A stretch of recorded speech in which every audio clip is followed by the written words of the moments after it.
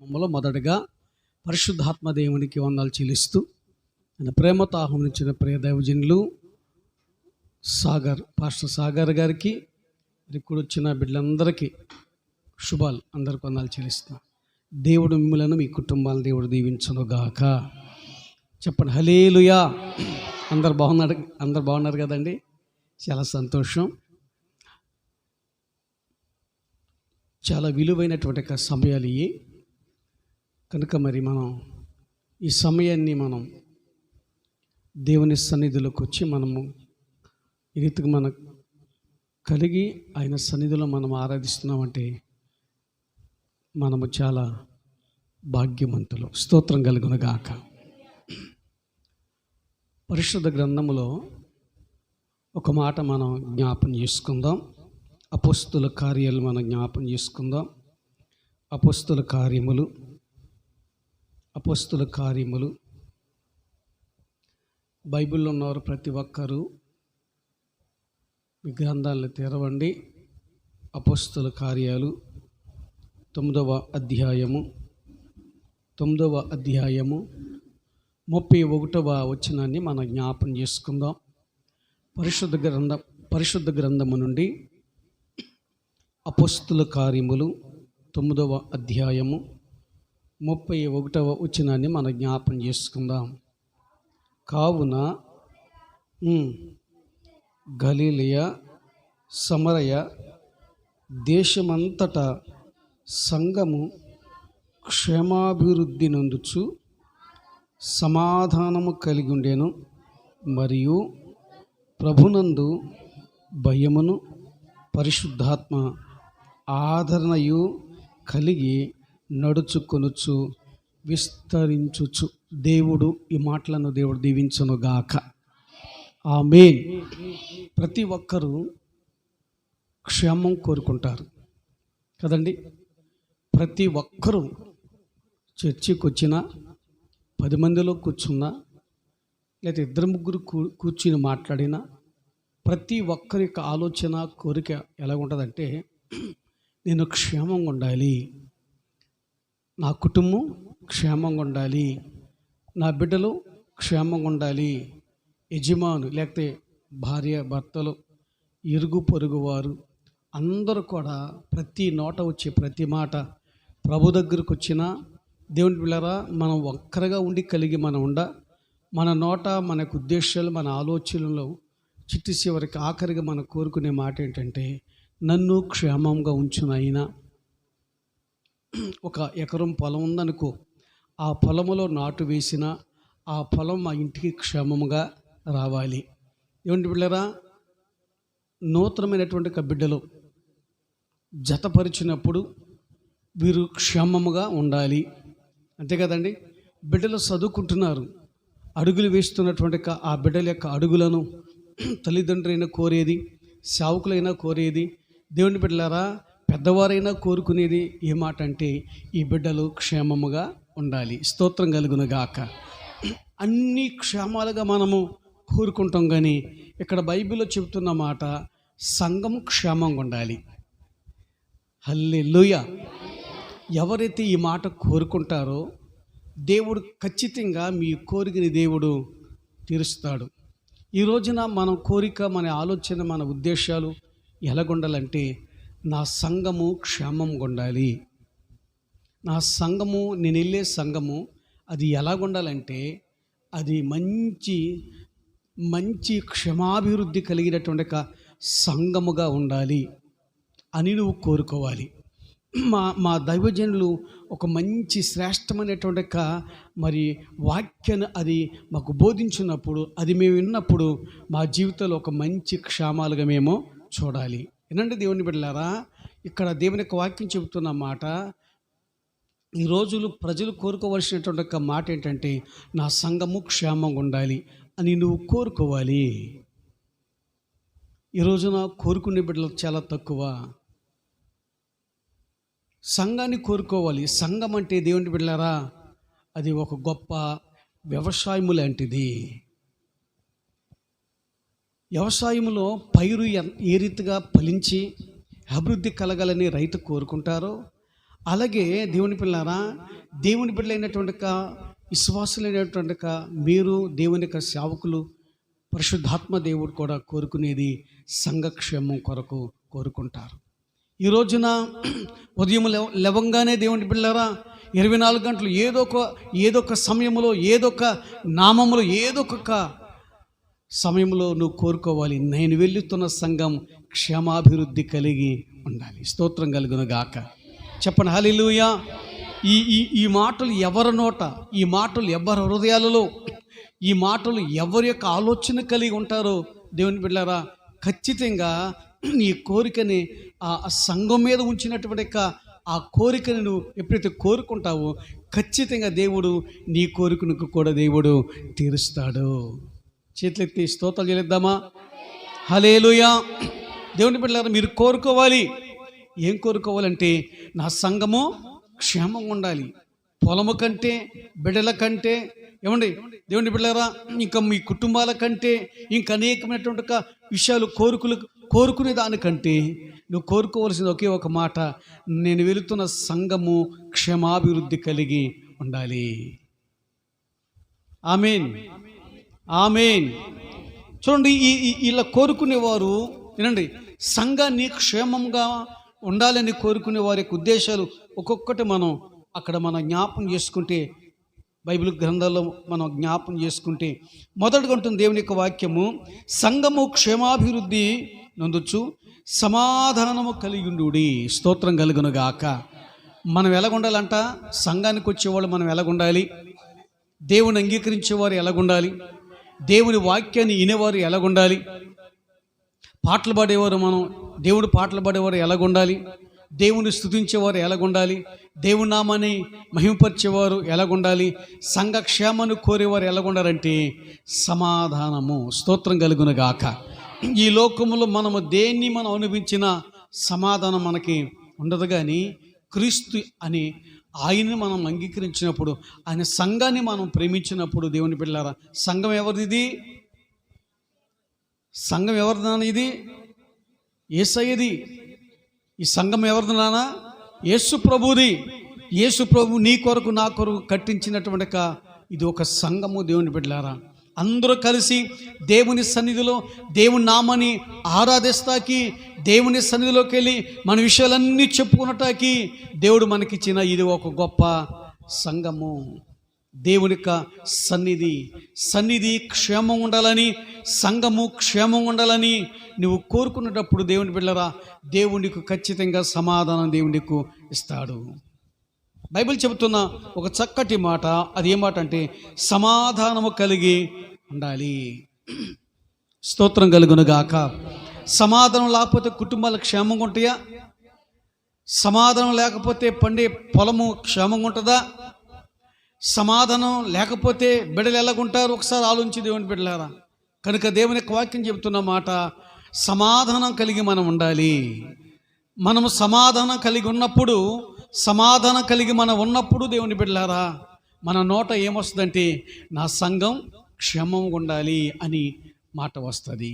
సంఘం క్షేమంగా ఉన్నప్పుడు నీకు సమాధానం వస్తుంది. స్తోత్రం, హల్లెలూయా. సంఘం ఎప్పుడైతే క్షేమంగా ఉంటుందో అని నువ్వు కోరుకుంటావో దేవుడు అన్నాడు, నీకు సమాధానము కలుగును గాక. సమాధానం ఇచ్చే దేవుడు, మనం ఆరాధిస్తున్న దేవుడు సమాధానం ఇచ్చే దేవుడు. మనం ఆరాధిస్తున్న దేవుడు ఆయన ఎవరు అనుకుంటున్నారు? దేవుని బిడ్డలారా, ఆయన యొక్క క్షేమాలు కోరే దేవుడు మన దేవుడు. కాబట్టి ఆయన మనకి సమాధానం ఇచ్చే దేవుడని దేవుని యొక్క వాక్యము సెలవిస్తుంది. కనుక సంఘానికి మనం వచ్చేవారు, సంఘ క్షేమాన్ని కోరేవారు మనం ఎలా ఉండాలంటే సమాధానం కలిగి మనము ఉండాలి. మన యొక్క కోరిక ఎలాగుంది?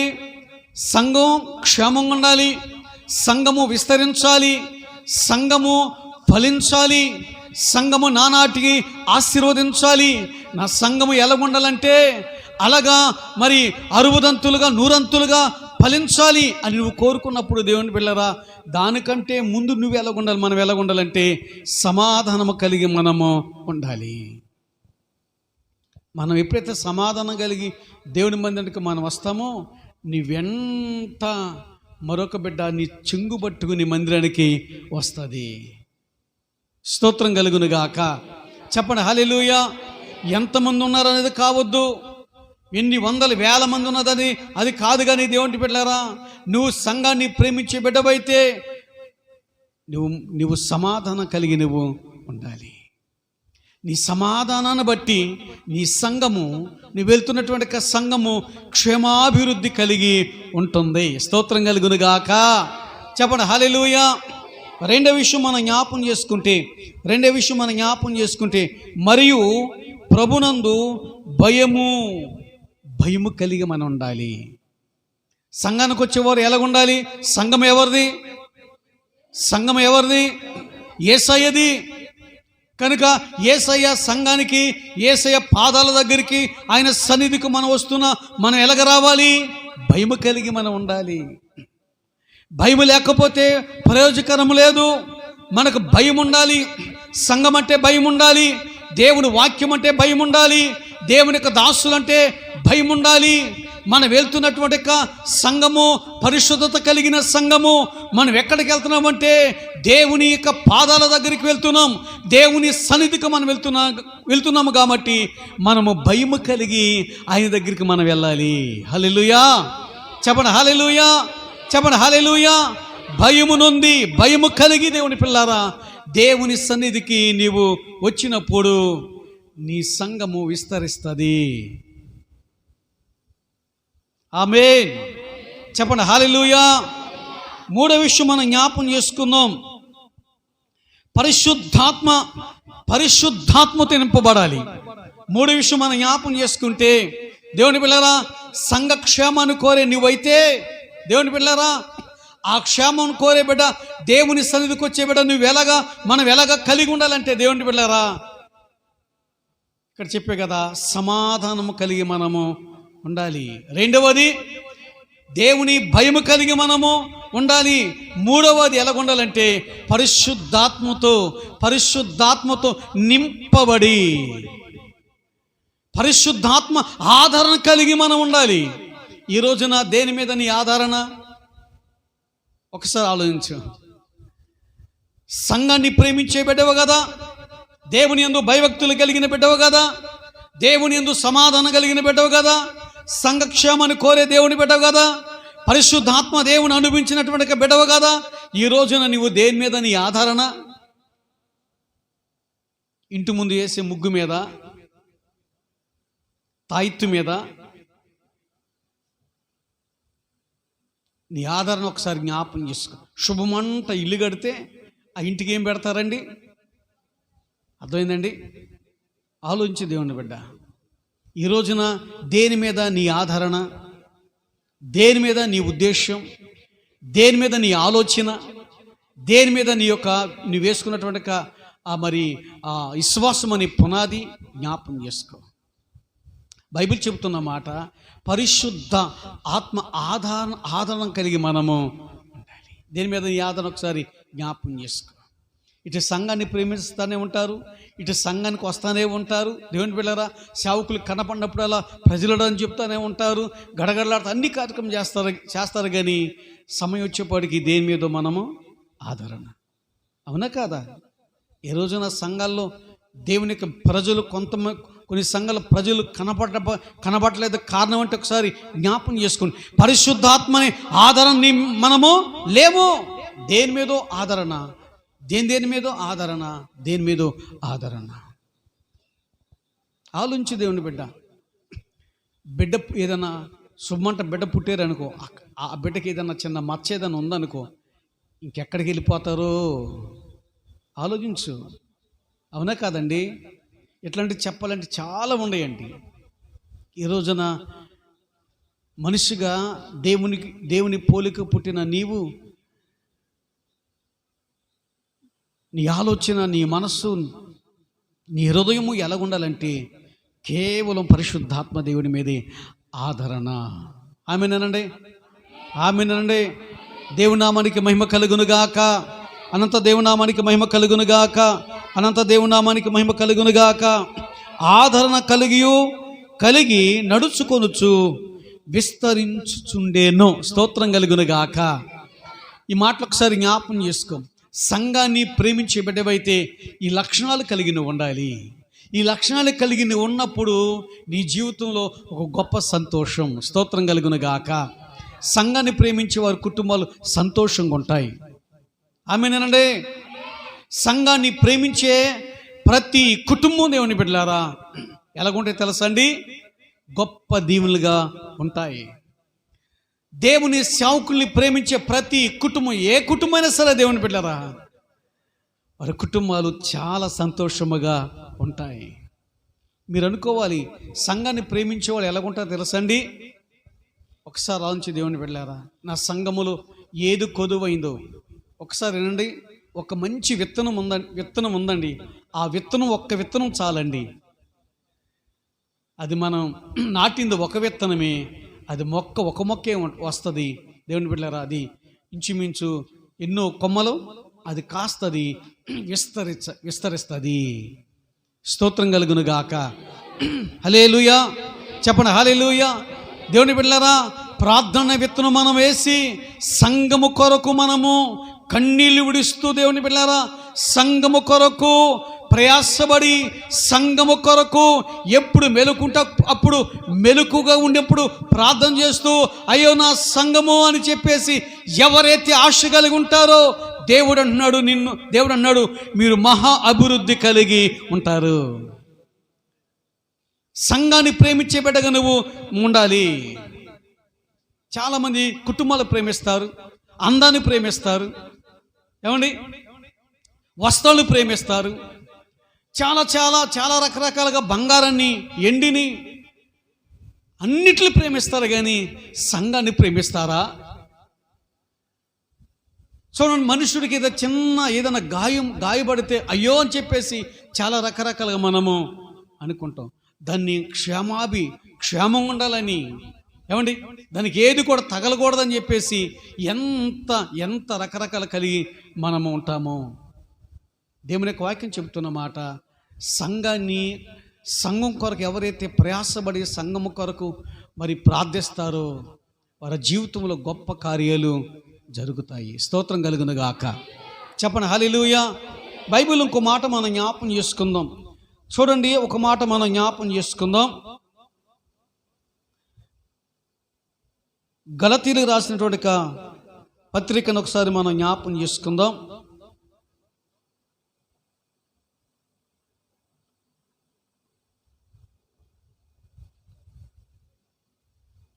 నాలుగవ అధ్యాయము 10-11 వచ్చిన మనం జ్ఞాపకం చేసుకుందాం. గలతీయులకు రాసినటువంటి పత్రిక 4వ అధ్యాయము 10-11 వచ్చిన మనం జ్ఞాపకం చేసుకుందాం. చదవండి.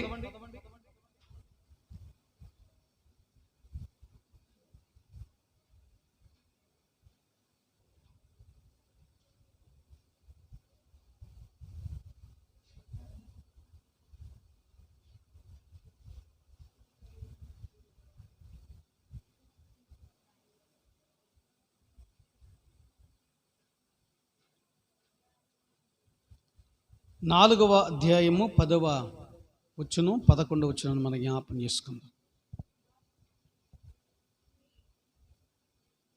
చదవండి.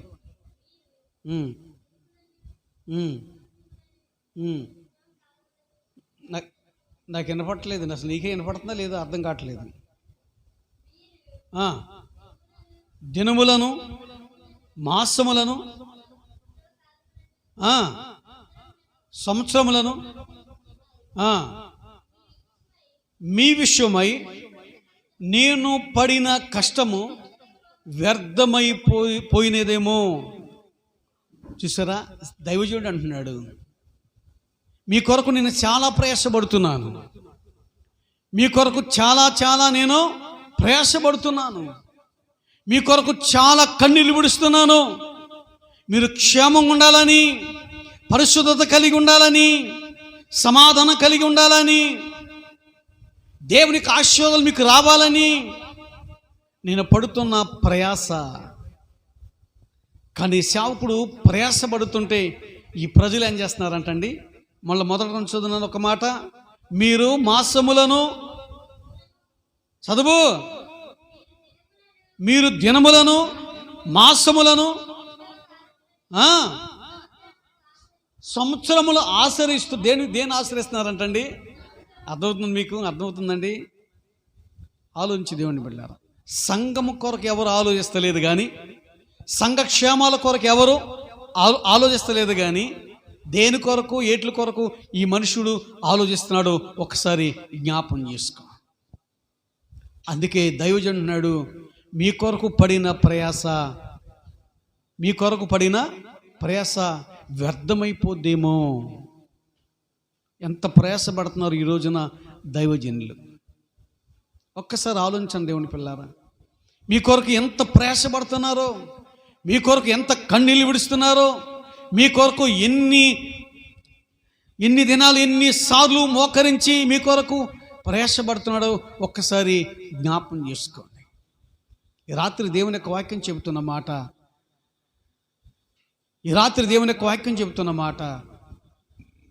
నేను పడిన ప్రయాస వ్యర్థమైపోద్దేమో. ఆలోచించు దేవుని బిడ్డ. కనుక దేవుని యొక్క దాసులు అలాగ ఆలోచించినప్పుడు నీవు కూడా ఆలోచించాల్సిన ఒక మాట ఏంటంటే, నీ సంఘం క్షేమం కొరకు నువ్వు ఆలోచించాలి. ఆమెనేనండి? అవునా కదా? నాతో పాటు నా యజమానుడు రావాలి, ప్రయాసపడు. నాతో పాటు నా కుటుంబ బిడ్డలో రావాలి, ఇంకా నాతో పాటు ఇంక అనేక మంది రావాలి. ప్రయాసపడాలి నాన్న, ప్రసవేదన పడాలి నాన్న, కన్నీళ్ళు విడవాలి నాన్న. క్షేమాలు అంటే సంఘము క్షేమం ఉన్నప్పుడు, నేను చెప్తున్నా దేవుని బిడ్డలారా, మీ పొలము క్షేమంగా ఉంటుంది. సంఘం క్షేమంగా ఉన్నప్పుడు నీ కుటుంబము క్షేమంగా ఉంటుంది. సంఘము క్షేమంగా ఉన్నప్పుడు నీ బిడ్డలు క్షేమంగానే ఉంటారు. సంఘం క్షేమంగా ఉన్నప్పుడు దేవుని బిడ్డలారా, నీ కుటుంబంలో అన్నీ కూడా సమృద్ధిగానే ఉంటాయి. స్తోత్రం కలుగును గాక. చెప్పండి హల్లెలూయా. సంఘం క్షేమం కొరకు ఎవరైతే ప్రయాసపడతారో, దేవుని బిడ్డలారా ప్రార్థన చేస్తారో, దేవుడు ఖచ్చితంగా దీవిస్తాడు. అనంత దేవుని నామానికి మహిమ కలుగును గాక. చెప్పండి హల్లెలూయా. సంఘక్షేమమే నా ప్రాణమాయనా, సంఘక్షేమమే నా ప్రాణమాయనా, నీ ప్రేమే నన్ను ఆదరించేను, నీ ప్రేమే నన్ను ఆదరించేను, సమయోచితమైన నీ కృపయే నన్ను దాచి కాపాడెను, నీ కృపయే దాచి కాపాడెను, సమయోచితమైన నీ కృపయే నన్ను దాచి కాపాడెను, నీ కృపయే దాచి కాపాడెను, నీ ప్రేమే నన్ను ఆదరించేను, నీ ప్రేమే నన్ను ఆదరించేను,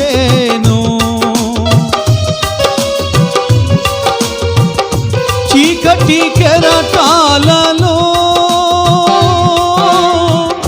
కుంగిన వేళలో ఉదయించెను నీ కృప నా ఎదలో, చెదరిన మనసే నూతనమాయన, ఉదయించెను నీ కృప నా ఎదలో, చెదరిన మనసే నూతనమాయన, మనుగడయే మరో మలుపు తిరిగేనా, మనుగడయే మరో మలుపు తిరిగేనా, నీ ప్రేమే నన్ను ఆదరించేను,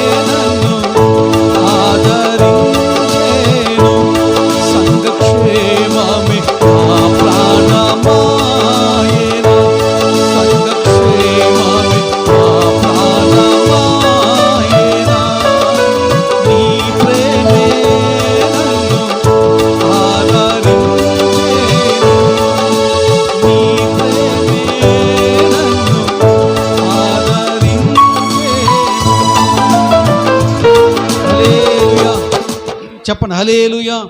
అనంత దేవుని నామానికి మహిమ కలుగును గాక. చెప్పండి హల్లెలూయా. నేను ముగిస్తున్నాను దేవుని పిల్లారా. మరొక్కసారి మనం చదువుకున్నటువంటి ఈ వాక్యాన్ని మరొకసారి మనం జ్ఞాపం చేసుకుంటే, సంఘం క్షేమం అనేది ఎవరైతే కోరుకుంటారో దేవుడు వారి కుటుంబాలు తప్పనిసరిగా దీవిస్తాడు, సమాధానం ఇస్తాడు. ఆత్మీయులు ఎదుగుతాం మనం. మరియు ప్రభునందు భయము. సంఘాన్ని క్షమించే ప్రతి వ్యక్తి అయినా సరే భయపడతారు దేవునికి, సంఘానికి భయపడతారు, వాక్యానికి భయపడతారు, దేవుని దాసులకి భయపడతారు. నువ్వు వచ్చేటప్పుడు కూడా భయం కలిగి వస్తావు. కనుక సంఘాన్ని క్షమించే కుటుంబాలుగా ఉండునుగాక, సంఘాన్ని ప్రేమించే బిడ్డలుగా ఉండునుగాక, దేవుని సేవకులను ప్రేమించే కుటుంబాలుగా ఉండునుగాక. దేవుడు ఈ కొద్ది మాటలను దేవుడు దీవించి మన జీవితాల్లో ఫలింప చేయనుగాక. ఆమేన్. ఒక్క నిమిషం మోకరించండి, ఒక్క నిమిషం మోకరించండి, ఒక్క నిమిషం మోకరించండి, ఒక్క నిమిషం మోకరించండి, ఒక్క నిమిషం మోకరించండి. మోకరించిన నీవు రెండు చేతులు పైకెత్తి నాయనా సంఘం క్షేమం ఉండాలయ్యా తండ్రి, నీకు స్తోత్రాలు నాయన. సంఘం క్షేమం ఉండాలని నోటారా నేను కోరుకుంటున్నాను నాయన. యేసయ్యా నీకు వందనాలు, స్తోత్రాలు చెల్లిస్తున్నాము నాయన. ఏది మేము అనుభవించినా క్షేమం మాకు ఉండదు కానీ, ఏది మేము ధరించుకున్నా క్షేమం ఉండదు కానీ నాయన, మేము ఏది సంపాదించినా క్షేమాలు ఉండవు కానీ నాయన. సంఘము నీది నాయన. సంఘాన్ని ప్రేమించేవారు వద్దులతారని మీరు సెలవిచ్చారు. సంఘాన్ని ప్రేమించేవారు నాయన మహా అభివృద్ధి కలుగుతారని మీరు చెప్పారయ్యా తండ్రి. నీకు స్తోత్రాలు చెల్లిస్తున్నాము నేను. కూడొచ్చు బిడ్డలందరూ మీరు జ్ఞాపం చేసుకోండి, మహిమతో నింపి బలపరచండి నైనా. గ్రామాన్ని బట్టి ప్రతి కుటుంబాన్ని బట్టి నాయన కష్టపడుకున్న నీరు కట్టి ఫలింపచేయనైనా. సంఘాన్ని ఇంకా నాయన నాటికి అభివృద్ధి చేయనైనా. నూతన బిడ్డలు నడిపించునైనా, ఎవరి బిడ్డలు నడిపించునైనా. యేసు నీకు వందనాలు, స్తోత్రాలు చెల్లిస్తున్నాం నైనా. మీ దాసులనైనా బట్టి నైనా స్తోత్రాలు నైనా. యేసయ్యా నీకు వందనాలు, స్తోత్రాలు చెల్లిస్తున్నాము నైనా. ఎత్తబడిన వాక్యాన్ని బట్టి నేను స్తోత్రాలు నైనా. దీవెనకరముగాను ఆశీర్వాదకరము ఉంటా సహాయము తెచ్చమని ప్రార్థిస్తున్నాను తండ్రి. స్తోత్రాలు చెల్లిస్తున్నాము నాయన. ప్రయాస వ్యర్థము కాదునైనా, మీ దాసుడునైనా పడిన ప్రయాస వ్యర్థము కాదునైనా. నీ బిడ్డలనైనా మీ బిడ్డలైనా ప్రార్థించిన కన్నీరు వ్యర్థము కాదునైనా. నీకు స్తోత్రాలు చెల్లిస్తున్నాము నాయన. కార్యాలు జరిగించి మీ నామానికి మహిమ తెచ్చుకోండి, కృప చూపించి బలపరచండి, దీవించి ఆశీర్వదించమని ప్రార్థిస్తూ నిశ్చితమైతేనైనా మరొక నెల మేము కలుసుకుంటా సహాయము దయచేయండి నాయన. ఈ ప్రాంగణ చుట్టూ మీ కృప సన్నిధి తోడుగుంచమని ప్రార్థిస్తున్నాను అయ్యా. ఈ సన్నిధిలో ప్రభువా, ఈ మందిరంలో ఇంకేది కావాలో కొదువులు తీర్చమని ప్రార్థిస్తున్నాను తండ్రి. యేసురాజా నీకు వందనాలు, స్తోత్రాలు చెల్లిస్తున్నాము తండ్రి. నీ కార్యములు జరిగించి మీ నామానికి మహిమ తెచ్చుకోమని ప్రార్థిస్తూ యేసు నామములో ప్రార్థన చేసి వేడుకొనుచున్నాము తండ్రి. ఆమేన్. మన తండ్రి యొక్కయు కుమారుని యొక్కయు పరిశుద్ధాత్మ యొక్కయు ఇప్పుడు నీ ఎల్లప్పుడూ ఆయన కృప సదాకాలం మనందరికి తోడైండునుగాక. యేసు రక్తమే జయం, ప్రభేసు రక్తమే జయం. యేసు నామానికి సంపూర్ణ విజయము కలుగునుగాక. ఆయన కృప మనకు తోడైండునుగాక.